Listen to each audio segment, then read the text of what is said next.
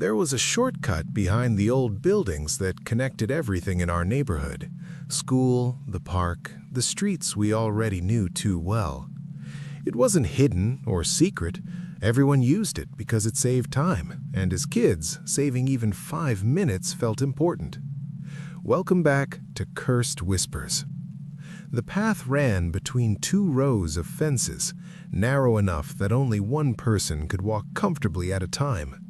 During the day, it felt normal. Sunlight slipped through the gaps, and you could hear distant traffic from the main road. We used to race through it after school, backpacks bouncing, arguing about nothing. Then one day, we stopped. Not all at once, not dramatically. Someone suggested taking the longer route. Someone else agreed. Within a week, the shortcut became empty. No announcement, no story, just absence. At first, I thought it was coincidence. Maybe people were tired of squeezing through the narrow space. Maybe it felt boring after a while. But habits don't disappear that easily, especially for kids. What made it strange was that adults avoided it too. Parents stopped walking their dogs there. Older teenagers stopped hanging around the entrance. Even delivery drivers started using the longer road. It was subtle enough that no one questioned it openly, but obvious enough that everyone felt it. I remember the first time I asked why. An older neighbor shrugged and said, "Just don't go there anymore." That was it. The shortcut didn't look different. The fences were the same, the ground was the same uneven concrete, but something had shifted beneath the surface of the neighborhood, something quiet that never made the news. Months later, I overheard a conversation between 2 adults outside a shop. They spoke in low voices, mentioning police visits late at night. Not emergency lights, not tape, just cars parked at the entrance, officers walking slowly through and leaving without explanation.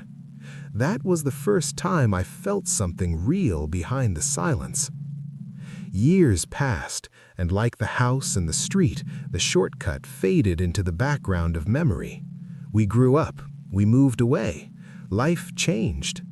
I didn't think about it again until I returned years later and walked past the entrance by accident.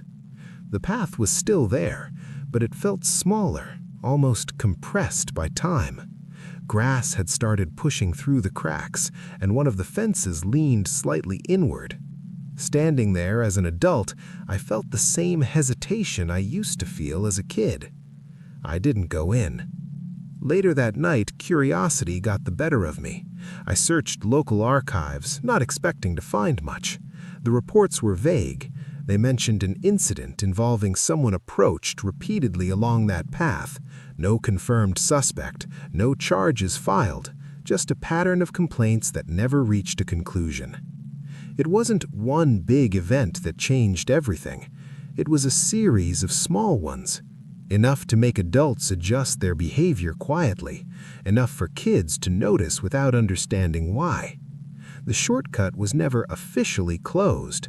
No signs were placed, no barriers installed. It remained open, physically unchanged, while socially erased. And that's what unsettles me the most. Fear didn't arrive with a story. It arrived with silence. The same silence that surrounded the house, the same silence that followed the man in the park, the same silence that lived in that street we ran through. Patterns don't need to be explained to exist. Sometimes they just repeat until someone finally sees the connection.